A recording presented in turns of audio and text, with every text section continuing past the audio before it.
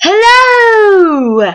This is my episode. No, I don't know what I'm talking about. This is my album review for Lauren Alaina's new album, first album, called Wildflower. Okay, so first off, before I go track by track, I just want to say that I enjoyed hers, and it was a lot better than I thought it was going to be, honestly. I kind of like it a little bit better than Scotty's. Even though Scotty is my favorite, and I am very happy Scotty won, I think that her album was a lot better than his. I thought his was a little bit more repetitive. Hers had different messages and different instrumentals and different feels to all of her songs. When Scotty's songs kind of were a lot of the messages were similar in a lot of them. A lot of the like instrumental, like country, like guitar stuff, a lot of it was a little bit similar. But really, overall, I love both of them. So yeah, so let's go track by track. I wrote down some notey notes. I want this review to be good, unlike some of my other reviews that I kind of bullshitted. So I actually spent time and went track by track and picked out things that I wanted to talk about. So, well, pretty much the whole album, it has like a summertime feel. So it's kind of weird that it came out in October, but really country music, all country music has a summertime feel just because of Nashville and down south. Down south, it's pretty much summer all year round. I'm from New York, and we get, you know, the 4 seasons, and down south they really only get summer. So, well, according to people upstate, down there they wouldn't consider the whole year summer, but for me, I would consider the whole year summer weather. But yeah. So Georgia Peaches is the first song. Supposedly Georgia Peaches is supposed to be her next single, which is going to be coming out next week maybe, and I'm pretty sure they're going to make a music video, so I'll be excited to see that. It has like a Miranda Lambert and Carrie Underwood feel with the fast paced kind of like with a lot of attitude and stuff. This lyric, I really like this one lyric. She like says something like, our shorts a little shorter because the sun's a little hotter. She during the song, she kind of like connects the dots as to why girls are attracted to like certain kind of guys.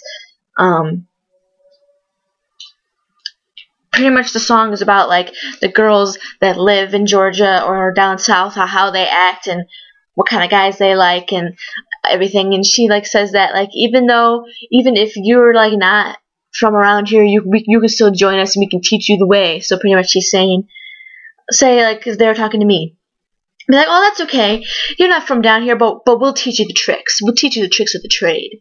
So that's pretty much like what she's saying. And even though it's a very high-paced song with attitude, it is more playful and free than Carrie Underwood's and Lambert's stuff because of her age, obviously, and just the song overall. It had a very free, playful feel with some attitude. Good song. I liked it. One of my favorites. Next up is Growing Her Wings. It had a great melody that I enjoyed. It is about a girl who can't wait to get out of her small town and be something bigger. This is very relatable to Lauren. She's from a small town. Obviously, till she was on American Idol, she probably dreamed of being famous, a famous singer, like any girl does. If only that could happen to me. But I can't sing, so I act. I'm an actress. I don't know if you guys knew that, but yeah, I act. But I would love my dreams to come true too. So this kind of I relate to this song because, you know, I follow the media. I follow like Hollywood and stuff. I follow actors, and I'm a big Twitter person. I love getting on Twitter and finding out what everyone's doing. You know, I'm really big into that. I would love to like get a job in entertainment sometime, whether it's acting or if it's anything else. I know I'm getting sidetracked, but I can relate to this very much, because for me personally, I wanna do something like this. I want to be in the entertainment business, whether it is me actually being an actress or me or doing like backstage stuff. I mean, I'm going to school for theater, and it's just the basic theater degree, so you pretty much learn everything. You learn acting, and then you learn all the backstage stuff. You learn about design and everything, and a lot of it is really, really fun. And I really want to get into that. And this really relates to me because, I mean, I don't live in a very small town. My town is a population of, I think, 20,000. So it's not that as small as hers. I think hers was like 4,000 or something. But it's not like a big city, so I can relate. Okay, so next song is called Tupelo. Okay, before I start talking about the song, what is Tupelo? Is that a city or a town or something? Because the song is about a road trip, and it's he and she, they both go on a road trip and they fall in love. So I'm assuming Tupelo is like a town or like a street or something. I have no idea. If someone knows, tell me, because I really don't know. I mean, I could just look it up on Google, but I'm lazy, so. I think this is definitely reliable to many girls who fall for guys instantly. And I know a lot of girls who fall in love instantly, and they end up getting hurt. So, very good song. I really like the way it goes. It's like, all the way down just to Tupelo, love struck right on the money. So she's saying that the love was instant, right there, and she knew that it was love. Okay, next up is the song in the middle. It is a song that is a reminder about how important things are in life. I like the melody. I don't know, I'm not a big fan of this one. I really like the chorus where it's like, stuck in the middle. For this song, you can definitely tell she's young in this song. I don't really know, like her tone is very, I mean she's 16, obviously it's going to sound girly-ish, but it's very girly-ish in this song for some reason. I don't know if it's just the notes she's singing or if that's just what she wanted to portray, because I know she changes her voice tones for different songs, which I'll talk about later in other songs, which work really well. But for this one, not so much. But it's still a good song, has a good melody. Still good. Okay, so next up is Like My Mother Does. I'm not going to talk about it too much. This was the song she sang on the American Idol finale. At the time, I liked this song better than I Love You This Big, which was the song that Scotty sang. But now, I kind of like I Love You This Big better. The only reason why I like My Mother Does better was because I liked the vocals better than I Love You This Big. And when I watch American Idol, I normally focus on the vocals because that's just what I do. I think that you should be voting for the person with the best vocals, not for the person with, I don't know. That's just my opinion. So I thought hers was the best vocals, so I liked it, but I still wanted Scotty to win because he was still my favorite. Okay, so next up is She's a Wildflower. This is a representation of Lauren's self. She, I guess, was a wildflower. She just doesn't fit in. She grapples with the insecurities of fitting in and waiting on that sunny day, just like typical teenager stuff. I related to this song a lot. In high school, I wasn't the coolest kid. I mean, I wasn't like a major loser, but I mean, I was pretty shy in high school. I mean, I've outgrown my shell, but since then, but I was very shy. I didn't really fit in. All my friends, friends that I had, I still like didn't even really feel like I fit in with my group of my friends. I was just kind of there. Didn't really find myself until about like senior year when I really realized what I wanted to do in life. So I related to this a lot. So pretty much the song is saying, pretty soon your luck is going to change, but you just don't know when it's going to happen. So that really represents Lauren really well, because she knew that she somehow would make something out of her life with music. That was her passion.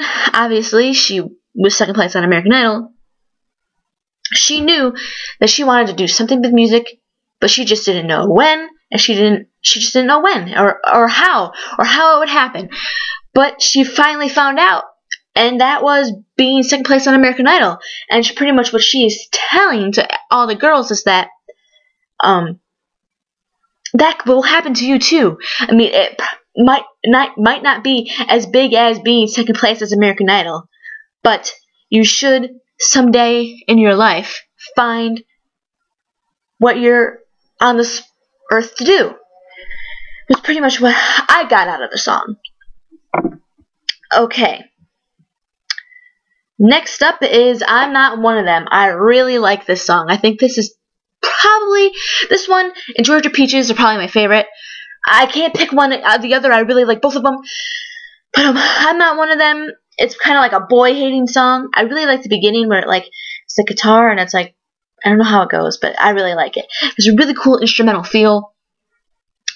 She's talking about how she's not a normal girl and she wants her man to prove that he loves her, but not buy all the lovey-dovey things like flowers and gifts and cushy-mushy stuff. She wants a guy that loves her for her and doesn't do any bullcrap stuff to just get her to do whatever the hell she wants. This was definitely one of the better songs on the album. I really liked it. Okay, next up was The Locket. This was a long song. It's like 5 minutes. But it is a tale of a grandmother's love for her husband and the locket that has ensured her for the hands of time. So the grandmother has a locket. Supposedly, what I've read on the internet is that this song was about her own grandmother, who is today is losing her memory. I thought that was very sweet that she dedicated a song to her grandmother, and it's very sad. This is a tearjerker song. Definitely for people. A lot of people can relate to this. I bet a lot of people have had grandmothers or mothers who have gone through memory loss. It's a very, very touchy subject for some people, but I think it's a good tearjerker. At the end, there's a twist, and it comes near the end. As a chilling reality of her grandmother sets in, that she is slowly losing her past, and Lauren, she pulls back into like a whisper kind of singing, and it leaves like a psychological imprint of the story on the listeners' minds. Deep criticism. Deep. She interpreted it great. You can tell in her voice that she's getting a little bit emotional about it. I have seen Lauren live. The last show of the tour, Rochester, New York, I was at. She got very emotional. And even though she was getting emotional, she was still able to pull through and sing.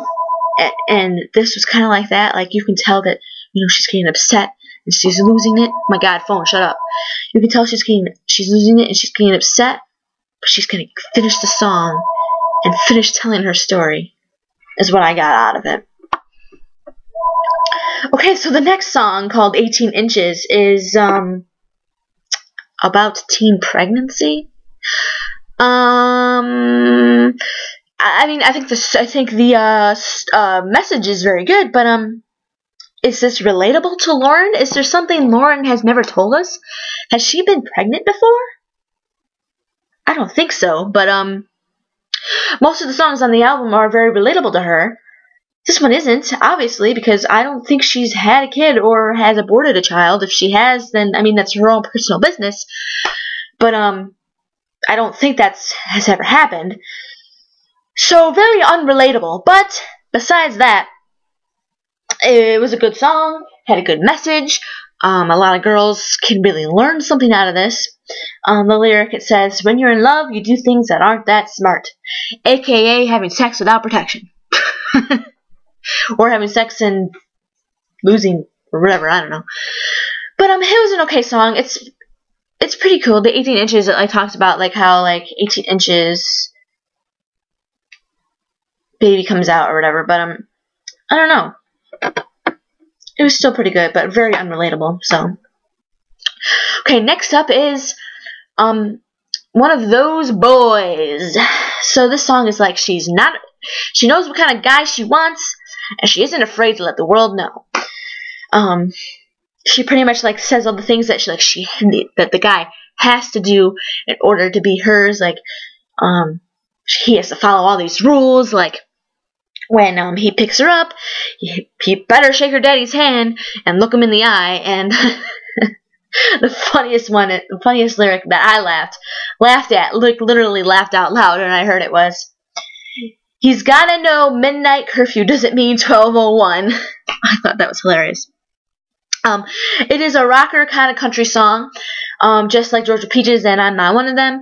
Very good. I think it is my least favorite out of the three, but I think it is the most rocker kind of song. But it wasn't my favorite, but I still like it. It's not my favorite. Okay, next up is The Funny Thing About Love, and she co-wrote this song. Woo! Okay, so I have a theory. I have a theory that this song is about her, drumroll please, and Scotty McCreery. Okay, so I know that there's rumors about them. I know that they deny all those rumors. But this song is like literally her singing about him. I swear to God. Okay, listen to this. The lyrics, it says, we were best friends. How many times have they said that they're best friends on the show? A lot of times, and then they say, we're best friends. And then she says, until I kissed you. She kissed him right on the lips, the finale of American Idol. And then she says, you know you liked it. And I did too. So, maybe there is something going on. Maybe there isn't. Maybe it's just a coincidence that this has like very similar lyrics to the whole Scotty McCreery and Lauren Alaina thing. But I think that, and I mean, and she wrote it. She co-wrote it. So obviously she had a say in some of the lyrics. So that's my theory. But and then it pretty much says that like their hearts are just not on the same page, or it's just not the right time. And that's exactly what they said. Like, I mean, Lauren and Scotty have said that they both love each other, like, as friends, but it just wouldn't work. Maybe just because it's definitely not the right time. I mean, they just got off a reality TV show. They're trying to get their careers down. So, that's my theory. But the actual song, was really good. I really liked it. Very good for her first song that she wrote. Pretty good. Okay, and then the last song is called Dirt Road Prayer, and it is a Christian belief song, and it's a dedication to our hometown. Just like Scotty, he had a Christian faith-based song on the album. So did Lauren. Pretty good. Okay, not my favorite. It was a great way to end the album, just like Scotty did. So this was very long. This was longer than my Scotty McCreery's one. But I hope you enjoyed my review. Yeah. Subscribe up there for more American Idol updates. I review everything American Idol. That is albums, singles, music videos, and when the show comes back on in the spring, I will be reviewing that.